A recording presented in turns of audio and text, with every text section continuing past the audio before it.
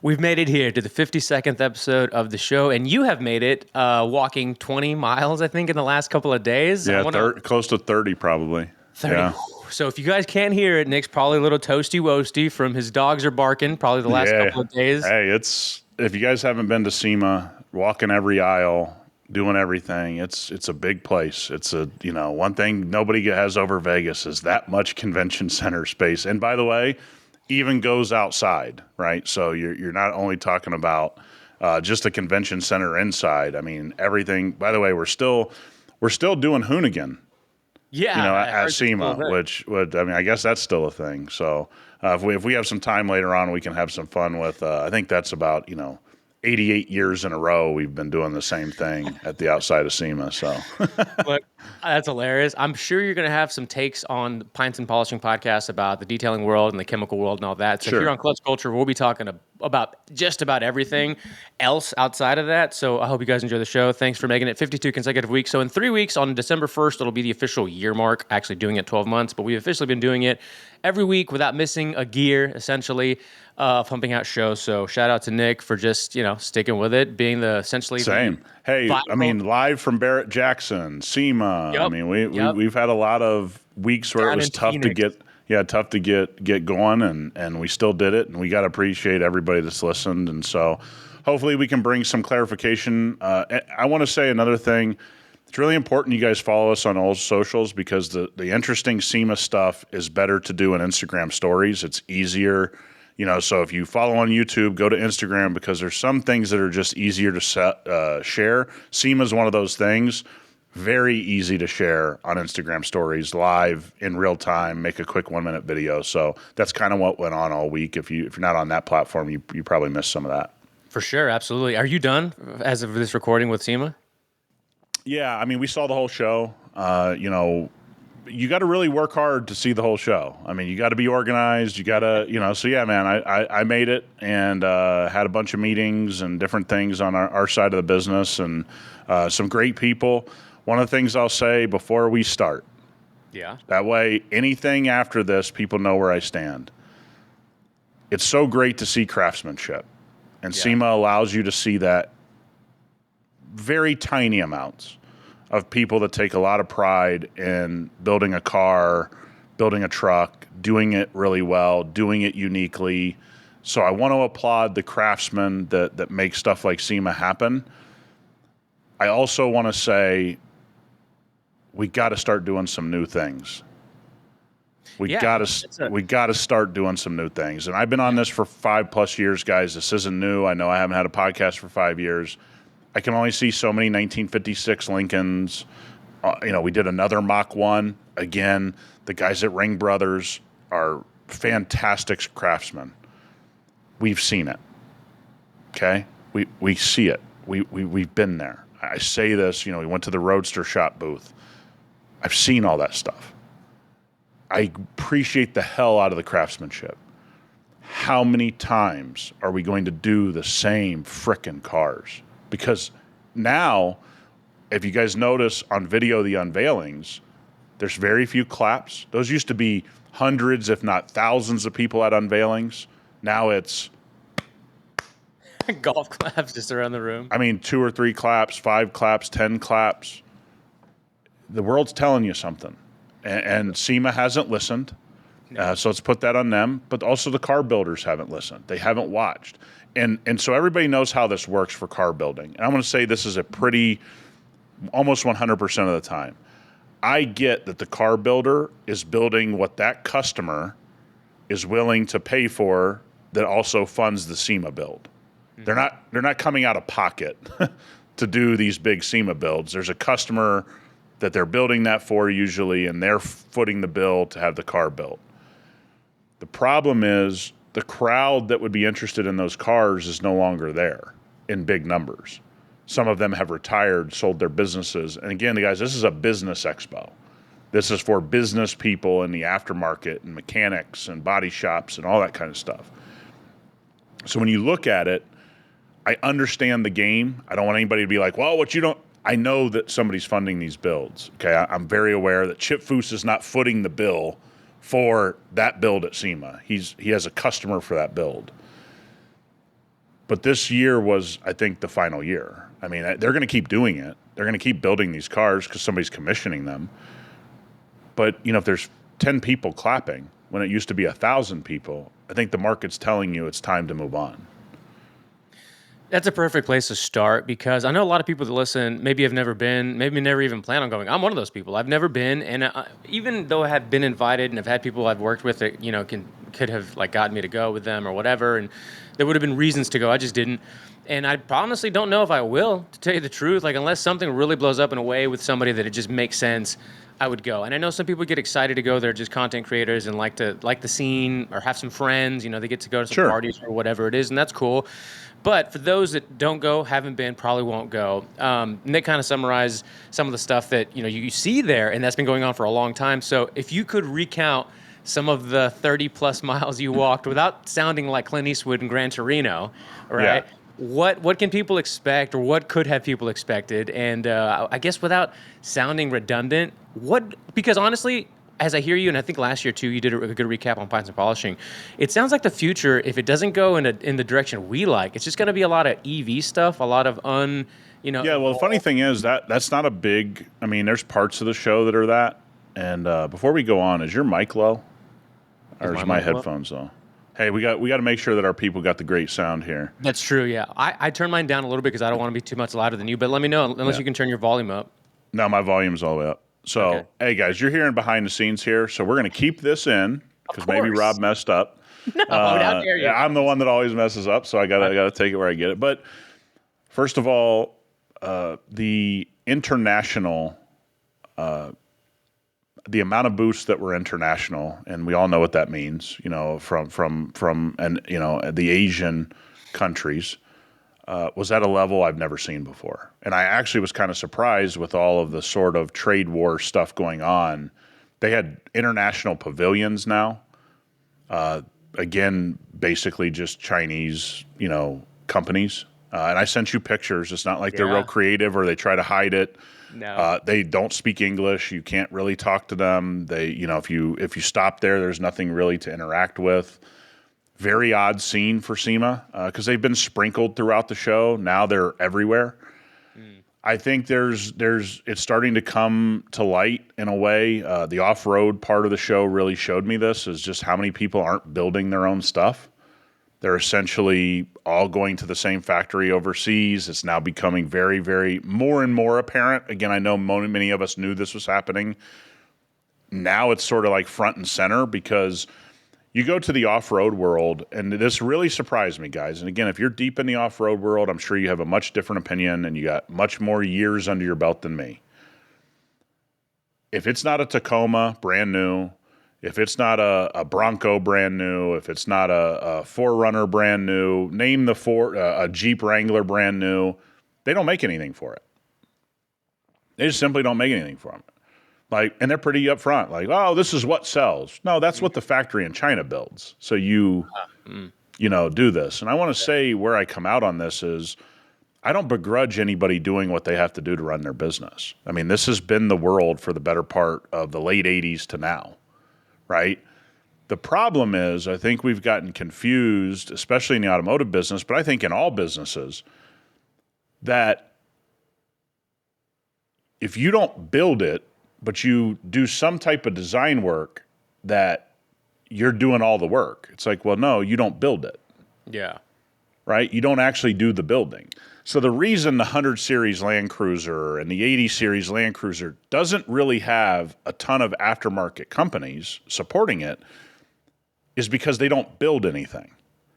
Because if they actually built it in their factory, let's call it in the U.S., they would support, you wouldn't just be building for 4 of the most competitive markets in the aftermarket. You'd go, hey, we're going to build a niche here. We're going to do this niche over there. You would see a lot of that, right? You would see a lot of, hey, we're going to do the core 4 or 5 that everyone does, but we're also going to build these things in the niches because we're not just going to compete on the most competitive scene. We're going to actually go after some different off-roaders and some enthusiasts. And again, you wouldn't do it in mass scale, but you would do it. You would charge appropriately so you could make money. I was just astonished in the off-road. Again, seems to be a pretty pro-American crowd. If I had to say something about the off-road crowd, I hate to break it to most of you. I don't think 99% of the products are being built anywhere near America. Yeah. They're all being built by 1 to 2 factories in a certain part of the world. No hate towards that, but that's where we're at. No inventiveness, no really anything different than the next guy. Maybe you have a different, center part of your bumper. Maybe you have a little bit differently that you've cut around the fenders. Okay. Innovation, though, it's not there. Maybe people will argue with that. That's fine. But this is where guys like us in our community that we're building, I put a rallying cry out. Guys, if there are good people in America building for the platform that I have, give us their name. Mm-hmm. We will reach out. We want to give them a shout out. We want to get their stuff. We want to show people that you can build a 100 Series Land Cruiser and that there's good companies doing it. Now, we have some names, but many of you guys know a lot more about this than I do. Yeah. So, but the problem is, don't send me somebody's name who I know is going to China and is going to make me buy 30 bumpers so they can produce them. Because that's a speech I got at the show, by the way. Yeah. Guys like, well, if you order enough of them, I go, yeah, man, I know how to order from China. Like, I don't know if you think you're breaking news. Like, I know what the game is. You got to order a minimum. All good. Thanks for the information. I'll just call China myself. I don't really need you to, get your 10%, 20% off the top. Yeah. Right? Yeah. Like, it really slapped you in the face this year. And that's why I'm talking about it. Like, it's like, what's your MOQ, Nick? Like, I got one. So how many do you want me to order? I have one. Yeah, like this is one of those watershed moments that I didn't actually think would happen specifically this year.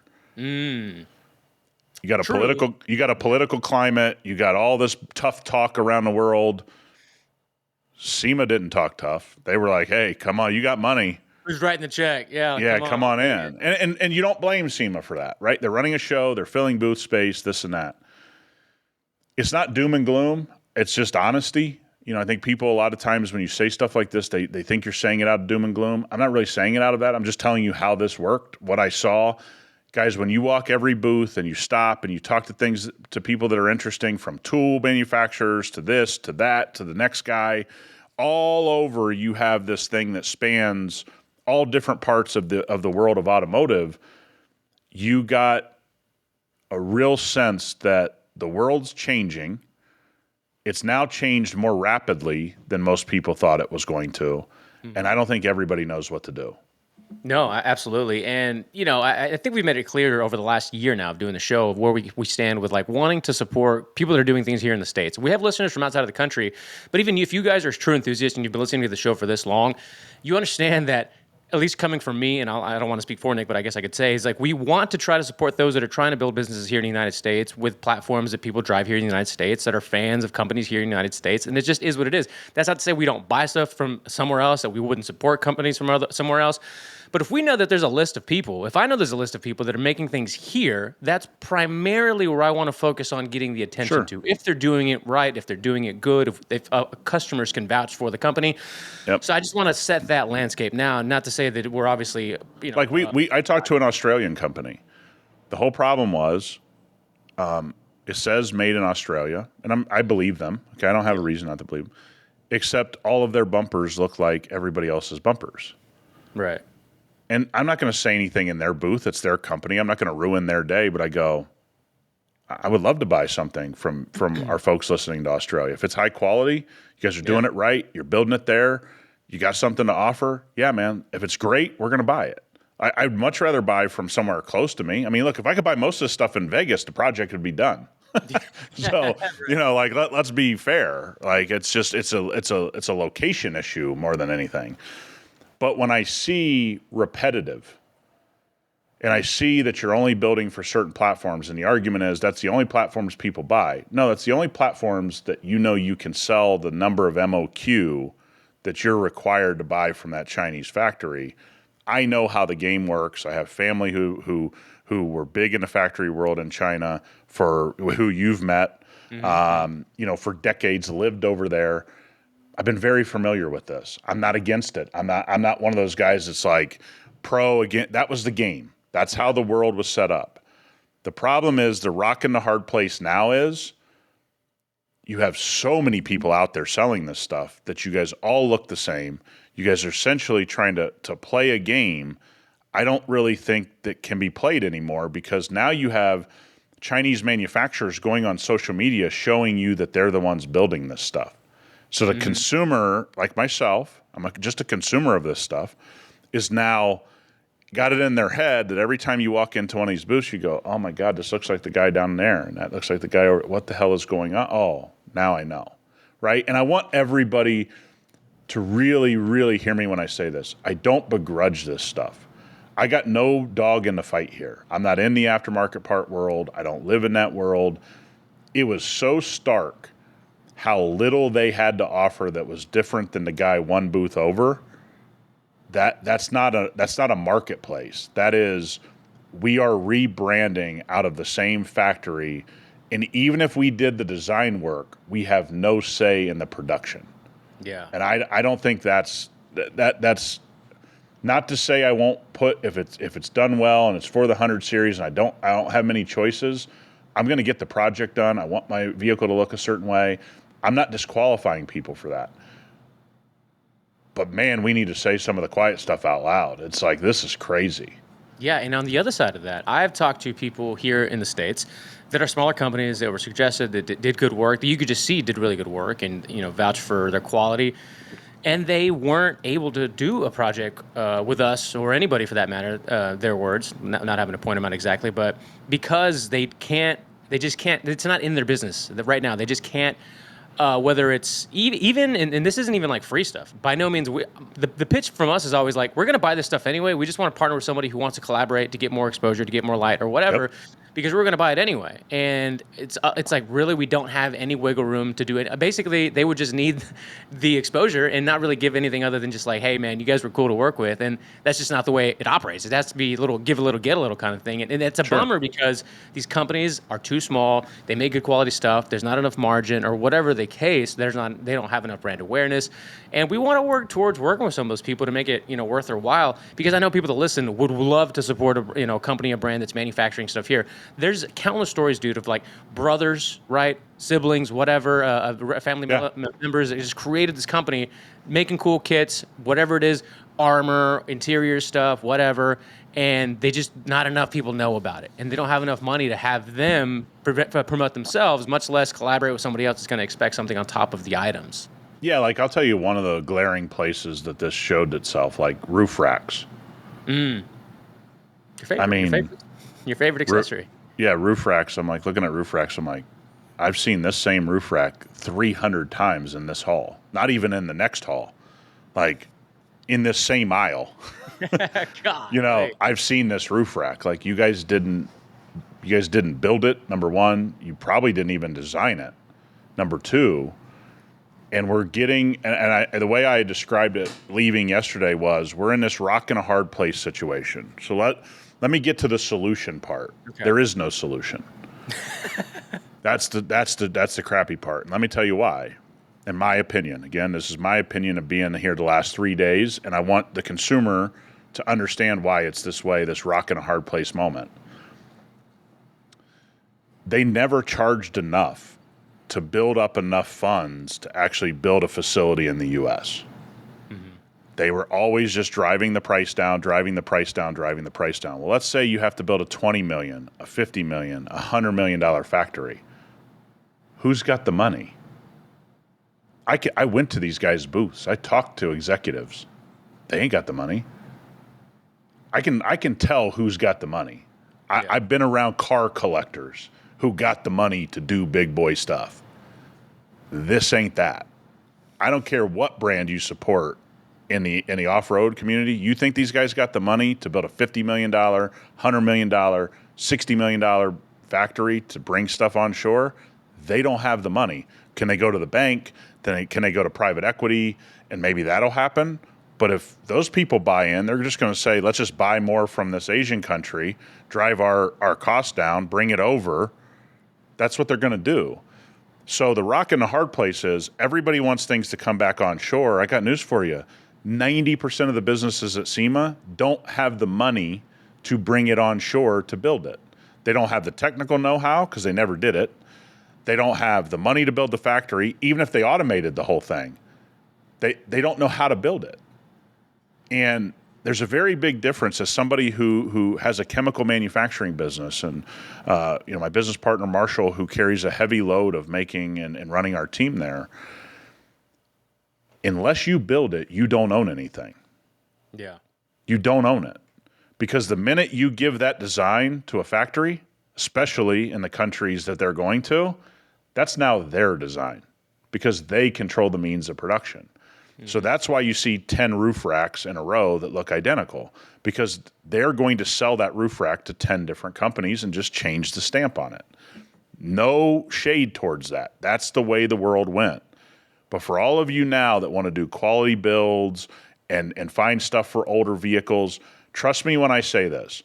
The argument that there's all this money in the Bronco platform and there's no money in the 100 Series platform is simply because they say that because the MOQ would be so high that that's why there's no money. But if they owned the factory, it would be made tomorrow because it would be a niche only they were in. Yep.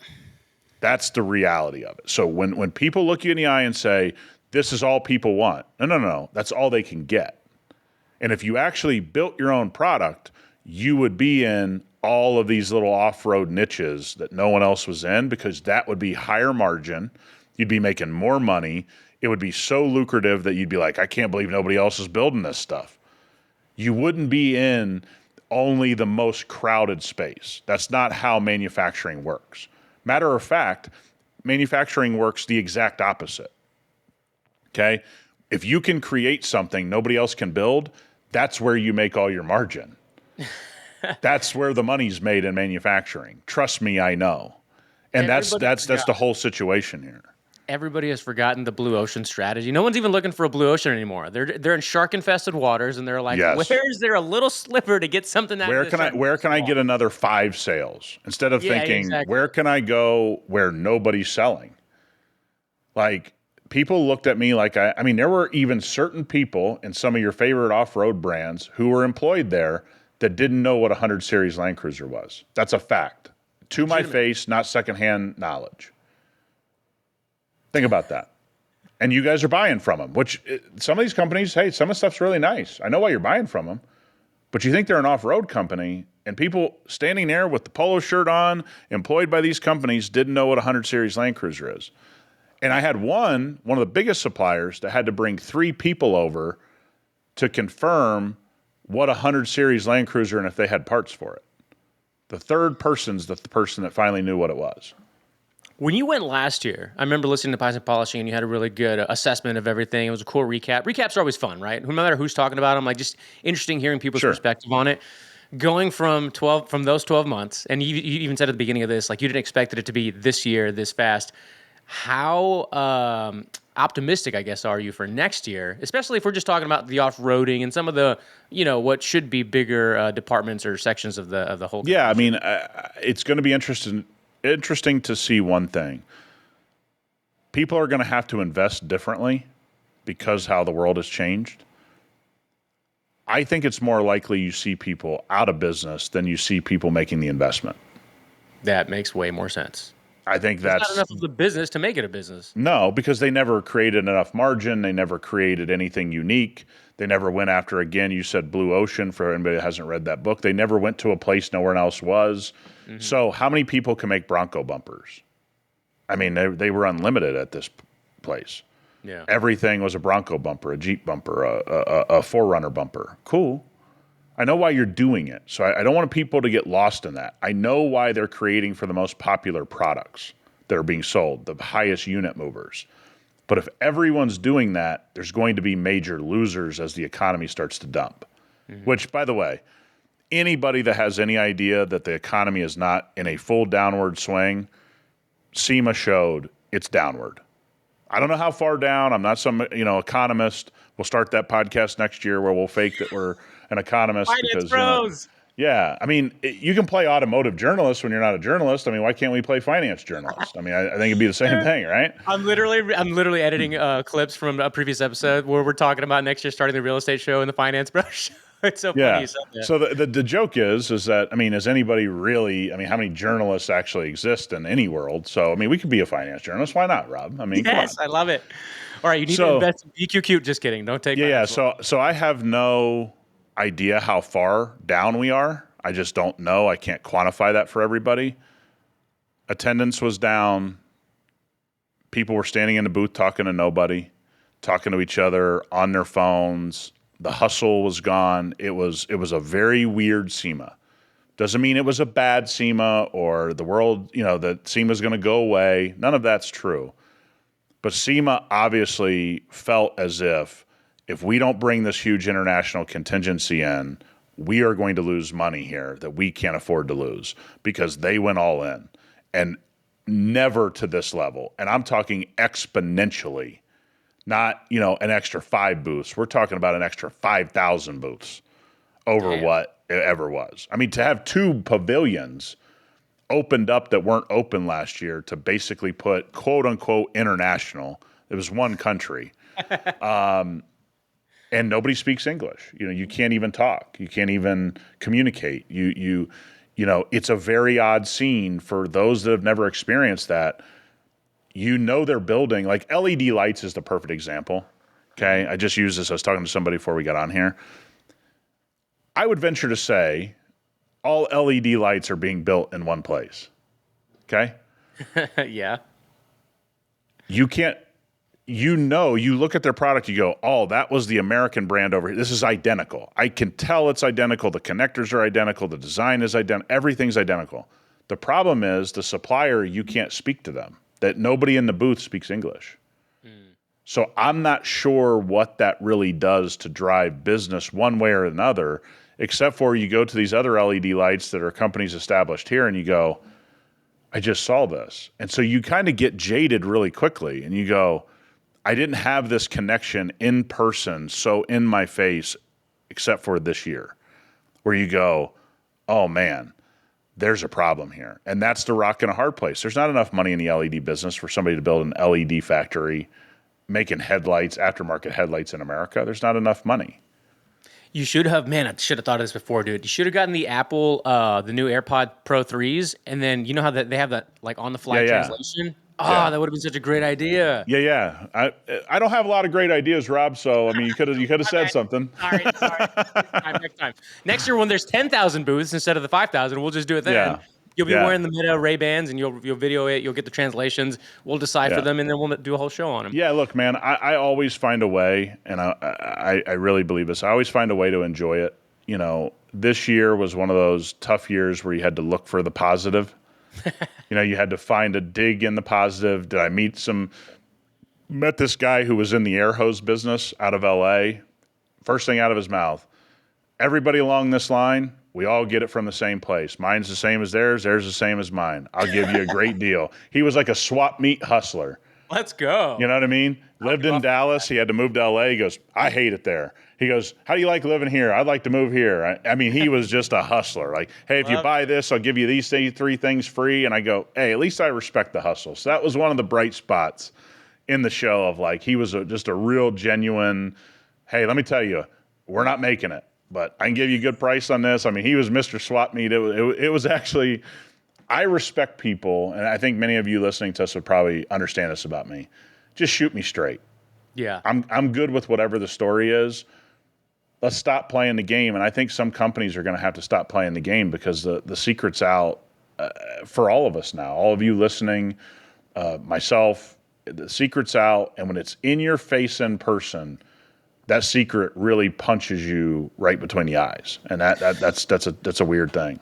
Well, this shifts perfectly into another topic still on this, though, another subject, I guess, that we'll probably end up talking about for, days and weeks to come, Nick and I, that is, like on calls and stuff.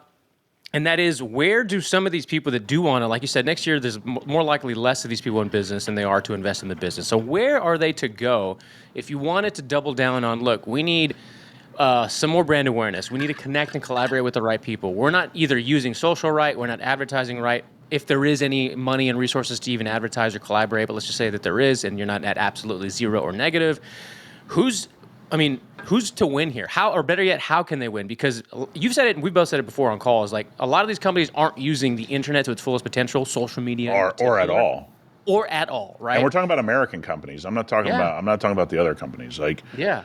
One of the craziest things to me, guys, is one of the things about the LX build that has sort of been at the bedrock of how Rob and I have been thinking is we want to tell stories to you guys. So maybe you guys would say, hey, this looks like a good option for me.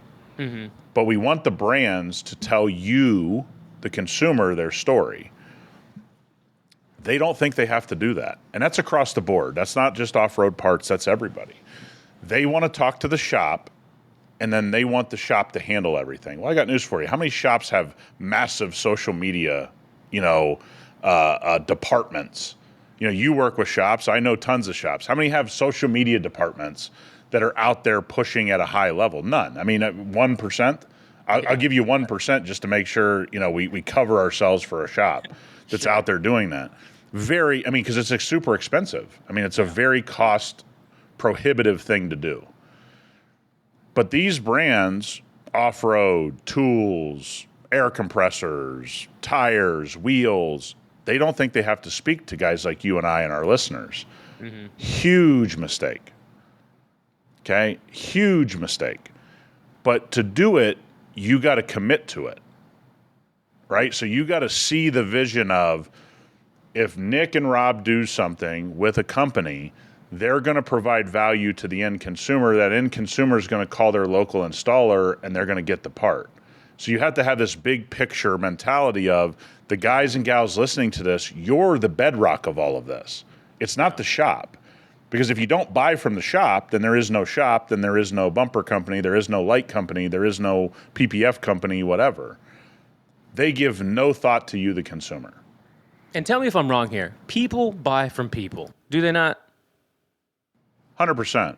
I think everybody out there, people just don't think they have to tell you their story. And maybe they're scared to tell the story because the story's not interesting. Because it's not a story of, we came up with this interesting thing and we really love this platform, or we really love this thing and we came up with this and we think it's a cool thing. Maybe that's the reason. They don't have a story. The story is, we saw a need to start a bumper company because we could make some money, so we started a bumper company. That may be their story. I'm not saying it is or it isn't, but it sounds crazy to me that you wouldn't want to tell your story. And the other thing that I want to say to everybody out there that's become really apparent, there used to be this lineage to get into a tool company, let's say. Let's just take something completely away from anything with any emotion, a tool. Okay, a tool, a socket that you use. Gotcha, all right. Okay, usually what happens is the guy or the gal used to be a mechanic. Mm-hmm. Maybe hurt their back, maybe blew out some knees, maybe their shoulders messed up. They go, I couldn't be a mechanic anymore. So now they got a job with the tool company. So when you walked in the booth and started talking tools, they knew what they were talking about. Right. They go, let me tell you, if you're going to take this engine out, you need this. This is why it's innovative. There's all this energy because that man or woman knew the job. As we have sort of advanced as a society and people have gotten more college educations and taken different paths, you walk in a booth now, you're not sure these men and women have ever done any of the work. I'm even talking in a training at the corporate office that they've ever even done the work. So it creates this barrier that you go, well, even if this person got on camera, could they do the oil change? Like, could we actually do the work together and you explain the tools together? Like, could you do aftermarket bumpers? Okay. You've retrofitted them. It's just plug and play. But if I brought you, who I'm talking to my shop, could you and I get it installed off of your expertise? The answer is probably no. And trust me, I talk to everybody. There's a lot of them I go, I don't know if this guy has ever, do you drive like a Ford Escape? Like, what are you in this world? Like, I know you work for XYZ company, but like, is it just a job? Which I understand, right? Everybody just needs a job. Yeah. I'm cool with it, but I think that is a big transition in the SEMA world where you used to walk into a booth. If you walked into the body shop booth for 3M, there'd be a whole bunch of people that started their life in the body shop world. And so you talk to them and you go, hey, tell me why I should buy this paint booth or why I should, use this product. And they go, well, when I had my business and I still, do some work for this shop over here and this is what I do. That's basically gone. Not saying 100%, but it's basically gone. Dude, so a couple of weeks ago we talked about buying, young people especially needing to buy into the system that we're in and all that kind of stuff. And in this case, you would think that people would buy into whatever the hell their job is. Like when you were explaining that, I just remember back in the day I used to work for a chemical coatings company and the sales reps all drove Ford Tauruses. I feel like these people just pull up in their Ford Taurus, whatever they Yes, company car. Yeah, the company car, whatever it is. Yep. Their GLI or Jetta, whatever it is, and they don't give a fuck. They just go do whatever the job is for the day. But also, people don't seem to understand this, and for a long time, I've witnessed this in many industries, but especially in the car world, is that, or in anything, man, enthusiasm is infectious, okay? You need to go be enthusiastic about whatever the hell it is you're doing, and other people will see that, will feel that, will buy from you. Again, going back to people buy from people. But if you're not enthusiastic, and you also don't know, if you don't know is one thing, but if you can be enthusiastic about the little you do know, you'd be surprised at how much of a difference that makes. Yeah, a lot of people on their phone, a lot of people talking to other people in their company, not talking to customers. Look, I'll say this: we're seeing a resurgence in the booth chicks. Oh, that's good. A little bit of a resurgence. But when you used to go to SEMA, every booth had pretty girls. They'd be wearing whatever they're wearing. Some in company shirts, some in other stuff. And that would draw, because again, guys, SEMA's what, 95%, 98% male? Yeah. I mean, it's like having a beer commercial with no chicks. I mean, we know who drinks beer. Right? So you go, the infection used to be, there was something to draw them in, which was the booth models, right? They would be there, they'd be handing stuff out, come in the booth. Some companies did that well, but even then, you'd walk into the booth and guys would be on their phone. Guys wouldn't know what to talk about. They wouldn't have any interpersonal skills, even if this is with their job. It's a very different vibe. And this show now is what you make of it, right? It's no longer this show's going to be impressive just walking around. Like, it's impressive seeing all the stuff. Sure. But it's not impressive from the interactions and the knowledge and all the sharing and all the stuff that people are supposed to be doing in these booths. We are very much, and I'll stay on this, rocking a hard place moment. We have set up a system where people just acted like middlemen, and now they are complete middlemen in a time when the middleman probably is going to get cut out. And so I don't know if they're feeling it. I don't know if the pressure inside these buildings is building. They see what's the writing on the wall, so management's not treating people well. They're riding them hard, or they're doing whatever they're doing. I can tell you it was a very weird vibe, and the person that hurts from this is the consumer, which is why we're talking about it. You only win as a consumer when innovation, new stuff, new options, new energetic companies, people doing new stuff that they invented, that's when we all win. It's not everybody playing the middleman. Well, the pinch is officially underway, and by this time next year, we're going to see who the squeeze takes out. Like, it's going to be evident. Like, there's not going to be any more just kind of coasting along. Yeah, now it's a cash game. Who's got the biggest cash reserves, and who can weather all Who's got the war this? chest? Yes, exactly. That's all this is now. So a little bit of a palate cleanser before we get to some listener emails. We appreciate you guys always sending in emails. You ever watch Workaholics? Yeah. Okay, all right.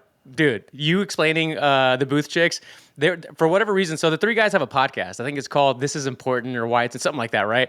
For whatever reason, Twin Peaks sent them a swag box package for some reason. By the way, coldest beer in the game, Twin Peaks. Love it. Their wings are great. Their beer's always the coldest.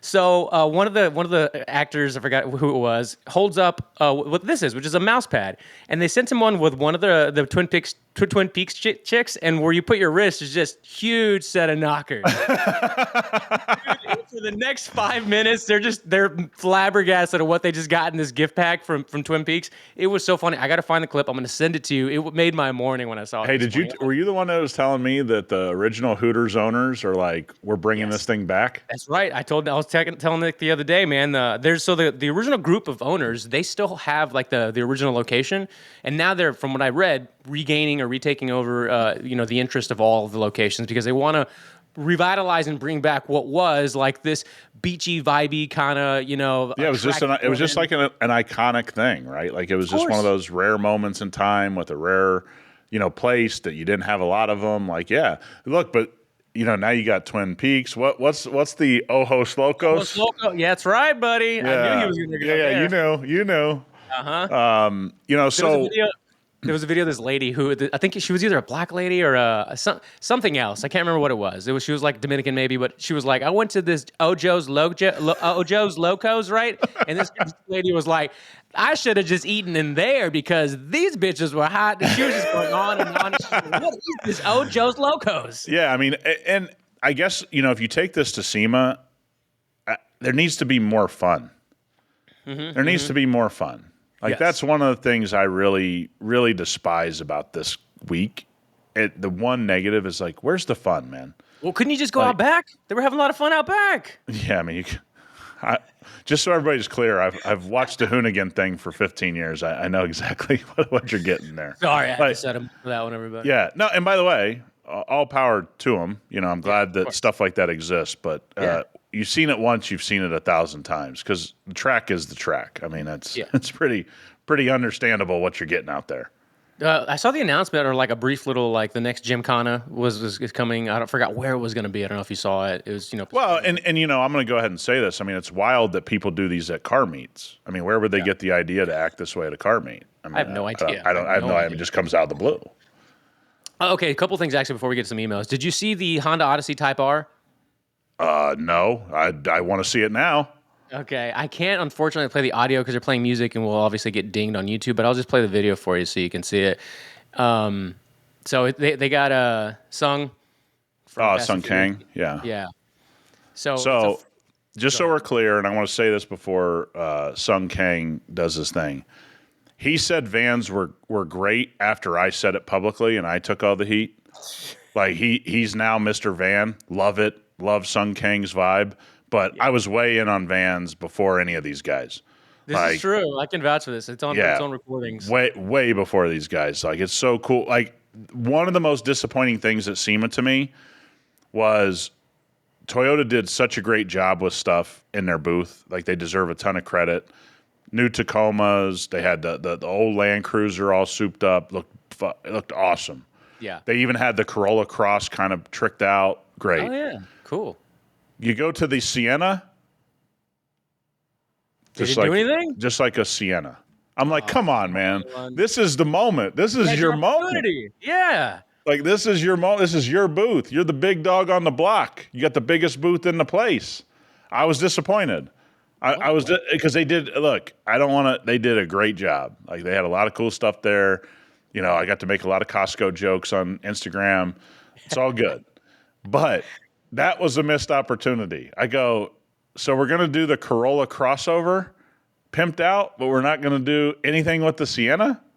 I just thought it was a miss. What about did you see the Supra? Yeah, let me see it. I'll pull it up. Got to realize that I was there for quite some time, Rob, so you're going to have to. Also can't play the audio, but I saw this. Yeah. Okay. So the Z4 is set to in production in spring of 2026. I feel like if it looked like that, you're right. If they did a little bit more, whatever that flare was, it'd be a really cool thing to keep making. Yeah, and do you think it's just sales of those types of cars are so low that these companies are just like, we're done. That's what kind of sucks for the enthusiast, man, that at some point it's this bottom line number that they go and read in a meeting and they go, hey, guys, we can't keep doing this. And for all you guys that are clamoring for sports cars or different options, like, all your buddies need to buy them. That's true. Like if you guys don't buy them, they don't get built. And I mean, I think that's the argument that many people who look at that side of the business say is it's like everybody screams they want these things, but when we have these things, nobody buys them. Right. And that's what sucks about that. I mean, I'm with you. If they made it look better, if they did this, but that's all investment. And then everybody that says they're going to buy it doesn't buy it, then they're stuck with something that's just a drain on their business. What was that? There was something we talked about recently. Did you see the graffiti GT3s? No, I didn't. Actually. I'll put them up on Instagram story. Like that was a really cool in the paint part of the show where all the paint companies were. They did these like graffiti GT3s. That's cool. And they looked awesome in person. Like I can only imagine Porsche guy being like, "Well, that's what color stitching is in there." You know what I mean? But these look badass in person. Really cool and unique. Speaking of sports sedans, by chance, did you see on the Haggerty channel, they put out the BMW, it's basically the peak sports sedan video. Have you seen it? Oh, let me see it. Well, you can't play 30 it. minutes. I can't play it. Okay. I have to go watch it. You got to watch it. So it's a retrospective. It's Camisa, obviously, one of the greats. And they put up the E90, the RS4, and the C63 from 2008, all with the V8s. Dude, it's such a good video. Well, I mean, I got an E90. I got a 2008 E90. So dude, it's so cool. I'll have to message Camisa and say you didn't do it justice. Whatever he did, even if he did, I'd be like, oh, you could have done better. By the way, love Camisa. We need to keep saying that. Probably one of the true guys left. Yeah, well, yeah, him. There's actually a clip going up, I think, later today. Him and Leno. I think in our opinions, they're some of the truest of true car guys because they love it all, they drive it all, they talk about it all. Yeah, and I think Camisa does the work, and Camisa, I think keeps somewhat of a journalistic integrity. Says stuff that's negative, he says it, so that's why we'll support the guy. I'll watch it. Send me that link. I will. All right, we're going to go through a couple of listener emails. So thank you, everybody that listens. Here's our one. I always say, thanks, guys, and the one gal. Here's the one gal, Nicole. Nicole asks, how come, all right, Nick, you're going to love this one. How come the Porsche dealership that she bought her car from is telling her that she has to get it washed at the dealership and that they do not advise her to detail it herself or pay for it to be serviced? Well, this could be one really main reason. If they told you they put some type of coating on the car, you got taken, unfortunately. That's a bad scene. None of you should be buying anything aftermarket from any dealership. I don't care how nice you think it is. Lambo, Honda, all the way down. Don't ever buy any of that stuff from the dealership. That could be the reason. I don't know Nicole's paperwork and what she signed. But basically what they're probably trying to tell you is if you do anything outside of this exact thing, we're going to, quote unquote, void your warranty. So if you see a failure point, which you will, because it's not good product, it's not good anything, they're using a certain company that I know very well. So for everybody that doesn't understand how this aftermarket stuff works at a dealership, there's a federal law to be in compliance with warranties. It's very loose, it's very outdated, it's very whatever. We're in compliance with it at our company just out of necessity. Basically, you pay a fee to a third party, you're in compliance. Let me tell you how hard that is. Your paperwork says certain stuff. Everybody's paperwork says the same thing. It's a really dirty business. We don't even really utilize it, but we have to have it sort of as part of our company. So to stay in compliance, there's all this fine print, and they're boiling down the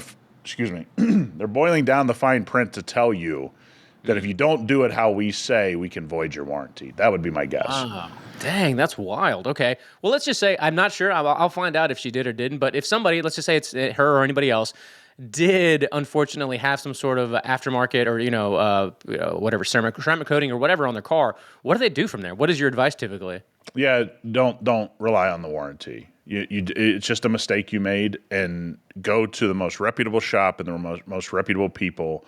Have them service your car, learn how to do it yourself. We got plenty of videos on HyperClean Store to show you exactly how to do this, but you just got to chalk it up to a bad decision, but do not take your car. Matter of fact, we hang a tag on all customer cars. We hang a tag on all my personal cars when I go to the dealership that says, do not wash, do not touch. That's how much I don't, because I have PPF on my cars. My customers have PPF. They have coatings, reputable stuff. done the right way. You don't want the dealership ever touching you don't even want them vacuuming your car. Okay, it is a do not wash, do not touch. That is the best way to operate.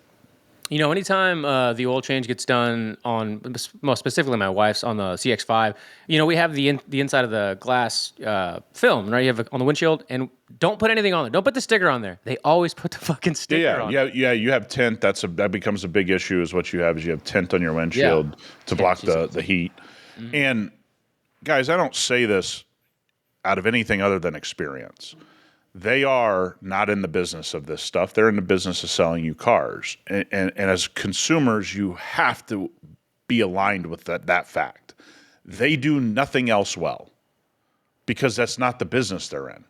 Like, think about this. They don't even do warranty work well, and they're factory technicians. I'm not blaming the technicians. I'm saying the service department as a whole puts the technicians in a bad position. Right? They rush work. They're put under unbelievable time constraints. They aren't given all the stuff they need in a timely manner. It's not a technician thing. The whole system at a dealership is great at distributing and selling you a car. Nothing else at the dealership should you be doing. Got to say, one of the best pieces of advice was from Nick saying to get the front windshield tinted. That is by far one of the best upgrades. Well, if you live in a hot area, man. There's only one thing to do. Hands down, one of the best decisions ever made. As a matter of fact, you're talking about price right now. Taking the car, if you did sign up for one of those things, take it to the best, most reputable shop. I screenshotted a comment that we had on a recent video that I just wanted to read and get your thoughts on. There's a difference between paying to have things done right and paying for a name. True quality proves itself over time, not through brands or price tags. I think we were talking about, good shops that charge the most typically, so I don't know if you had any thoughts on that. Because it's just not true. He has a point in the parts side of the business, as we've seen with off-road bumpers in our conversation there. But trust me, when Steve Dinan owned Dinan, which was the best aftermarket parts you could buy for your BMW, there was a difference. And yes, there was a name, and yes, there was a price. You buy an HRE wheel, go look at HRE wheels on a Porsche, and then go look at other brands on a Porsche, right? Mm-hmm. Yeah, they're more expensive, but yes, they look better. Right? So, and they're higher quality, and they have a long lasting history and that kind of thing. There's parts of the business he's correct, right? In this parts world. When it comes to servicing your car, 100% of the time, the best shop is almost always the most expensive because their technicians make more at whatever service they're providing. They have the proper insurance to cover your car being in there. Big one that many people don't think about until your car actually gets damaged and they have no coverage. They do things and have the right tools and the right products, and they buy the highest quality stuff. All of that adds to the price tag. It's not that they just make more profit margin. So the reason things getting done right cost so much money is the whole input cost is higher. So if you went to a place that serviced your Toyota that was an independent service guy, and you go, he's really expensive, but he used all OEM parts, that's the reason he's more expensive. It's not that he's making more money in his pocket, right? So people don't understand the input cost of what high quality means. Perfect example is paint protection film. The highest grade paint protection film you can get that lasts the longest, that looks the best, installed by the best technicians, is going to be infinitely more expensive than everyone else that's using a cheap Chinese film or cheap film from somewhere that's going to break down on you. So the film cost automatically in some cases could be double the price. So you've already doubled one of the input costs. Not saying always, but you could be 30% higher, 40% higher, 60% higher, or sometimes double the price. Now, that's what people don't love hearing. And so this guy, I think, was trying to get at this aftermarket parts world that's become a little bit gray area, like we talked about with the off-road stuff. He might have a point on some of that. When it comes to somebody touching your car as a service, he's completely off base. Talking about PPF, I mean, I know you know this because way back in the day when Nick started off, he had a large amount of experience with graphics and vinyl and PPF and tint and all that stuff. But there is such a stark difference in like a high quality film, whether it's PPF, vinyl, whatever, than really cheap stuff. Like if you've never worked with it, been in it, or around it, 100%. some of that stuff will fail in a month. You leave it outside for 30, 60 days, it's just literally flaking off. Yeah, like And think about how many people have seen like back windows with bubbles in their tent. right, or tints, yeah. Almost always, it's because it's a cheap tent. I mean, and again, there can be some installer error. Don't get me wrong, but if you went to the high quality shop and they had an installer error, that stuff would have been ripped off for free and replaced. Yeah. So yeah. I already know you either got cheap film or you went to a cheap place, probably both, because the high quality place, if you called up and said my tint is bubbling, because manufacturing defects happen, they'd go, bring it back. We'll take it off. Sorry, we didn't know there was a problem with that roll. We're going to put a new piece on for free. Sorry, we wasted your time. We didn't mean for this to happen. It was a manufacturer defect, or one of our installers had a bad day. When you pay the high price, you pay the high price for high quality products being used on your car, but you also pay it for when something goes wrong, those people fix it. Absolutely, dude. You buy something for $50 and then you expect it to be the quality of something that costs you $250. I'm telling you, there's gonna be a difference. Always. I mean, again, are there very pockets where you guys will say, well, I have this proof and that proof? Sure. I'm not, but that's not the majority. You know, we talked last week about recency bias and how people look at the last 4 years. It's just like if you had one good experience with something cheap, you think that's the experience of cheap. That's not the rule, right? That was the exception to the rule. Yeah, and that's where a lot of these businesses, like we said at the top of the show, could benefit from just talking to the customer, talking to the audience that they want, to buy their stuff. Like make them feel confident in why they're buying or paying the price that you're charging them. But that's going to be for a whole huge lift of emission in 2026 if these people actually want to get, more brand awareness or sell more stuff. Not to say that we're going to do it for everybody, but if you do it with us, we're going to help you get whatever it is that you want to get out of your customer. And and look, a lot of us just want to know. That's kind of the pitch I made to everybody. Like some people just want you to talk and explain to them how things work. Look, man, some of you guys are accountants or plumbers or contractors in your day job. You don't have all day of your life to figure out who makes the best bumper or who makes the best side skirt or who makes the best this. So you'd love for somebody to go, tell me your story.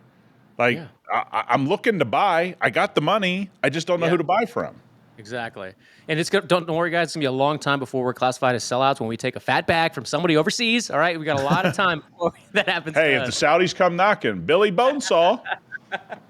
All right, Danny asked a fun question. Whatever happened to the cool commercials? Remember the Grand National from Buick? So good. With the Bad to the Bone song, or the Brotherhood of Muscle for Dodge? I could go on, but I feel like commercials, they suck. They don't have any emotion, no connection, no inspiration. They don't have anybody in those buildings that know what you're talking about. It's true. I mean, just like this. Here's the funny thing. It's just like people telling me Jim Farley's a car guy. Okay, what's that mean? What's it mean, a car guy? Because I can tell you this, there's a lot of their cars that need a lot of updating if a car guy is running it. Because I can look at Tim Kuniskis and go, that's a car guy. That's a car guy. He built TRX. He built this. He built that. He's in charge of this. Look at what he's doing. Now, he's making other decisions for the general population, but there are things to point to. You made a GTD, so you're a car guy? No, you made it because you were mad about Corvette dusting you, so you went and made it. I'm all for you doing that, right? I'm all for that. But the reason cool commercials don't get made is that the people in the buildings now, they're not one of you. They're not one of us. They're not that. Those aren't the people there. They're good people. I'm sure there's nice people. I'm sure there's people good at their jobs in those buildings. But they're not trying to speak to you. And largely it's just they make everything white and gray to appeal to the masses in there, and that's their grand scheme of things. They want to appeal to the masses. They want to make it a white and gray world. That's why the colors are the way they are now. There's nothing interesting in that world largely on a day-to-day basis. I understand it. It's a business decision, but he's exactly right. There's a lot of brands that are struggling that, Infiniti comes to mind. Hell, if Infiniti just went all in on becoming cooler just in the commercial, they might move the needle a lot.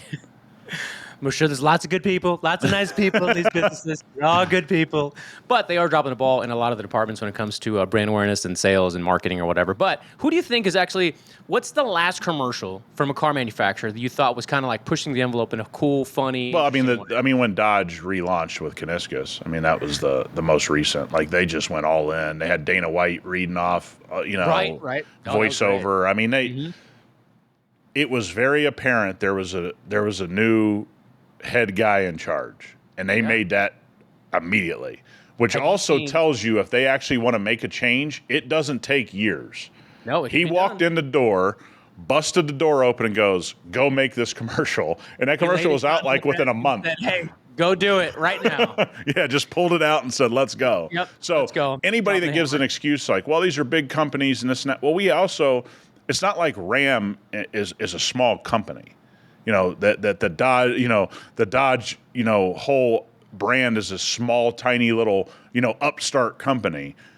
No, they're a big company, and when the right guy the right gal walks in the door, guess what happens? They go, "We're gonna fix this now." Right? So that's where the excuse, it's like when people tell me about the small Toyota truck. Well, Right. they got to take about, no, they don't. No, they don't. They're Yo, choosing to slow roll it. that video still, I mean, it blows up every day still. The small Yeah. truck, mini truck video on Yep. Instagram. Well, I'll give you, for all you Toyotas out there, another large engine recall. Ooh, Okay. he is large. 125,000 more vehicles added to that recall, including the GX from a certain time of production, Yep. with actually, as of yesterday, no fix for that. Now, we No. also know what that means is they can't make the engines fast enough. They're going to replace the engines. But again, all of you fanboys told me there's never trouble. We're at now 550 plus thousand vehicles that need new engines on the new platform. Things happen. That's what we say. That's not what you say. Man, mic drop right there. Yep. Have you by chance seen the Jeep Wagoneer commercials, the campaign that they just started with Eliza Schlesinger, the comedian? Is it good? They are pretty good, dude. I didn't have them queued up, but this just reminded me because we were talking about commercials.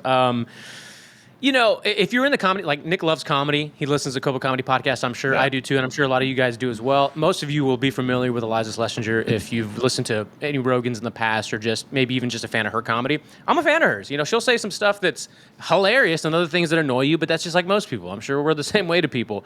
But when they rolled out this campaign about a week or so ago, I think they did a great job with checking all the boxes for the moms, essentially, that are going to be buying these Wagoneers. So That's great. after the podcast, I'll find a couple of the commercials because they've rolled out like one, and they're kind of in sequential order, and it's kind of like a story that they're telling. And she's like the new she's calling herself like the new CEO or COO, and they made some other like funny acronym for it. And it's just like the delivery's good because she's a great comedian, and the whole thing is just like, dude, that brand right now is doing a good job. So if everybody doesn't know why I say Billy Bonesaw, it's because Rob and I were a fan of Bill Burr's podcast real early on when he first started it, and he took the Saudi money.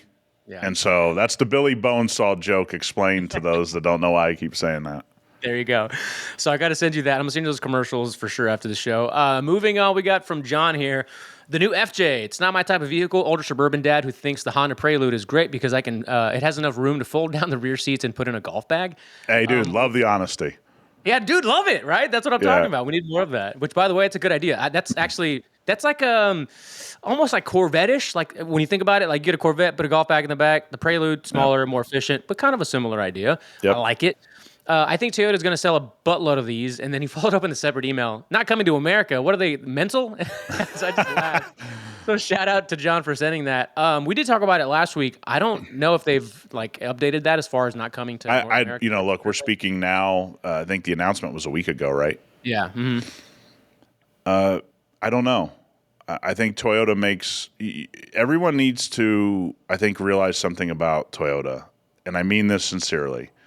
When they can crack heads on 4Runner, when they can crack heads on Tacoma, they are real squeamish about denting into that. You guys keep thinking that this brand is going to do something to bring the price down. They got no interest in that. You're cracking heads for 60 grand on Tacoma on average. Let's call it 55 to 65 on 4Runner on average. Why do they want to sell something that's $40,000? Because they already have options, right? You can go to RAV4. You can go to these other Highlander. Yeah. So they got you hooked at this big price point.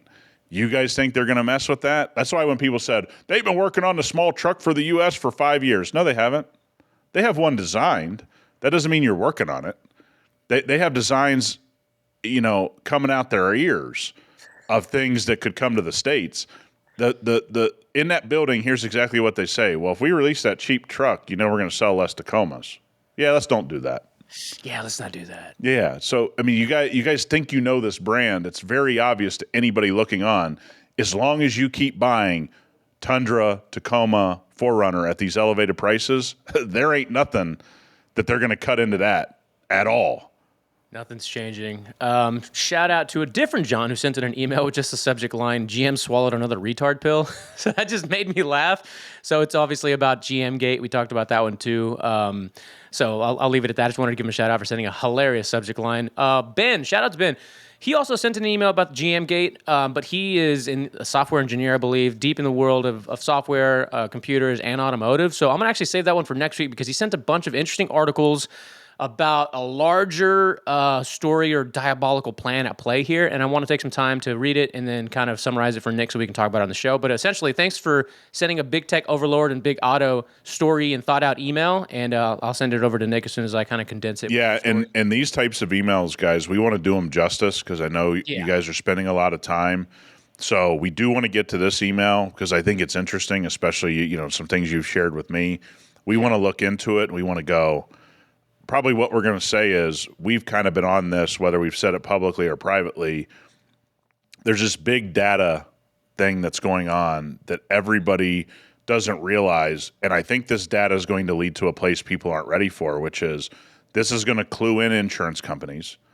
And insurance companies are going to skyrocket rates based off this data that gets collected, not just for sales to companies like Google or whatever, or any of those types of things that's a moneymaker. But remember, everything's going to less parts. Okay, this is one thing I want to say that I haven't said publicly. These companies make a lot of money on continuing to build parts that need to fix your vehicles. As they go more EV, there's less parts. They're going to recoup that money. They're not giving it away, right? And they're going to recoup it by this whole data thing. They're going to get the insurance companies on your back. Through that data, they're going to sell your data to people you're unaware that they're selling it to, that you signed your life away to sell your car data to. They are not going to lose, guys. Let's just remember that. These companies aren't going to lose. So they are already putting things in place to take all this data and sell it for millions and billions of dollars to replace this parts business that they're going to lose overnight if this all goes the way they think it's going to go. Absolutely. I got to end the podcast and land the plane with this video that was sent to me because it was about I think a week ago, we talked about the know-it-all, right? The people that know everything, right? The cancer in your life. So check this out, dude. Shout out. I forgot who sent it to me. Sorry.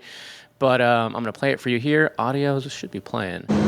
So I could pick this truck apart left and right, but this is the type of stuff that drives us nuts as mechanics. So this guy put his own upper control arms in, and then put a big old note across the dash, across the gauge cluster that said alignment only. Well, first off, you can't weld bolts in place of your eccentric cam pins because now the control arm's not going to move back and forth. He did this on both sides. He also installed his cams upside down. Needs an idler and pitman arm because they're about to fall out. All 4 tie rods are shot. Lower ball joint shot, but this guy has the audacity to say alignment only because you know what you're talking about. Look at this. He put a piece of paper sideways, just wrote alignment only. And it's an old Chevy too, which I used to have that same steering wheel cover in my high school truck. I know you did. I know you did. Yeah, you damn right I did. Yeah. I know you did. By the way, a man sitting on this podcast has never, and I mean never, had a steering wheel cover on any vehicle. Well, I'm not sitting, so there you go. That answers that. Just letting you know, I am never going to be caught with a steering wheel cover on my cars, and none of you should be either. Get them reupholstered. I had that Chevy one, and then I had a Ford Performance one and one of the diesels and one of the ranch trucks because I really needed something to grip on because that steering wheel fell apart. Hey, and it's back. Ford Racing. Sorry. Yeah, let's say this just to kind of go on this mechanics, side here. For those of you that don't work in this world, this happens all the time. Every day. And here's the cancer. That guy tells his coworkers, tells his family, tells his friends that he knows what he's talking about. And that the shop wouldn't do what they were asked to do. Yeah, And so he's going to bash the shop. He's going to infect his circle. So for all of you that have blamed manufacturers, dealers, mechanic shops, the cancer in the car industry, the biggest cancer is the man or woman that infects the 100 people around them that they know what they're talking about when it comes to the car world. It's been that way my whole career. And I know everybody hates hearing it, but this proves it once again. You could literally start a YouTube channel if you could go to enough shops on a daily basis and show know-it-all mistakes like this on an endless loop 24/7 if you had the ability to set up cameras in enough shops around the United States. You would never run out of content. So essentially what we need to do is start something like a Libs of TikTok, be like know-it-all of auto shops. You know? And just have the mechanics send in their videos. Yeah, dude, that's a great idea. I know they just canceled Ridiculousness. Maybe we can be the next MTV show just about cars on it. Your boy made some cash. Oh, yeah. What was it, like 42 consecutive seasons or something like that? You know, Deer Dick is like my neck of the woods. Were you a Buckeye? What was your? Oh yeah, come on, don't. Yeah. Sorry. You're talking about the number one team in the nation? Yeah, we are. Yeah, that's who I am. Oh, okay. I love it. I love in this case it's we. But if I say anything about the Astros, I went there. You didn't. You never even worked for the Astros. I've been on the field before. I've done some I paid to go there. Paid? I got paid to go. And by the way, I've been on the field at Houston as well. It doesn't make me part of the Astros. So no, look. If you believe it, it's not a lie. I can't believe how long that ran. I think it's cool what Deer Dick has built. Like it's just amazing. Like but what are they going to run on MTV now? I had read that it just might be going away altogether. That would be sad. That'd be kind of sad, huh? It would be kind of sad, right? Not that we ever watch it, but I don't know. It's nice to know it's there. I'm caught up in the YouTube TV thing. Are you caught up? That you can't get ESPN? Oh, okay. I just saw J.J. Watt and Pat McAfee really roasting ESPN about this like 5 minutes ago, or 5 minutes ago. Yeah, I have YouTube TV. It's not on. They're in an argument, so Google said we're not going to pay, and they took it off. You can't get ABC or ESPN. On top of that, I don't know how much football you still watch, but like, actually, before we land the plane, let's re-engage into the air real quick. What's up with the NCAA and the gambling scandal that's going on? I don't know. The NBA. Yeah, the NBA is. NBA. Yeah, it. Living in Vegas, you become kind of immune to the gambling thing. I don't think the rest of these states knew what they were getting into. I don't think the rest of the world of the United, I should say the rest of the United States knew what was coming. But they took for granted how much Vegas is on top of this stuff, meaning like as a city, they easily found out when something shady was going on. I think it's just now, it's just hitting people in the face of like, this has been going on for generations. People have been fixing games, doing stuff. It's just now it's going to start coming to light. Stop thinking it's just the NBA. Look at the Shohei Ohtani stuff. Come on. His interpreter was played. Give me a break. It's everywhere. It's widespread. Stop thinking it's new. The difference is when it was controlled in Nevada, there was so much oversight in a small area, they could catch the stuff, and they just don't have that ability to do it as quickly now, I don't think. So, that earlier this week, the NCAA now allows their athletes to bet on pro sports? That's crazy. Dude, so that's the NBA thing was one thing, which was wild because I used to be a huge Chauncey Billups fan when I was a kid. I think there's going to be jail time. Oh, absolutely. They'll be made an example of. But so the NCAA approved a rule change on Wednesday that will allow athletes and athletic department staff members to bet on professional sports. This will go well. Bro, this is as if we don't already have how many 30 for 30s about people that go broke, in sports. Now you're going to start them in college when they don't know. I'll tell everybody this. Obviously you guys know where I'm at. You know the people with money. Some of these people are my clients. The casino owners always win. In case you're confused, they have compounds and they have lots of cars and they have it's entertainment, guys. Take it as anything else. You're cooked. Yeah.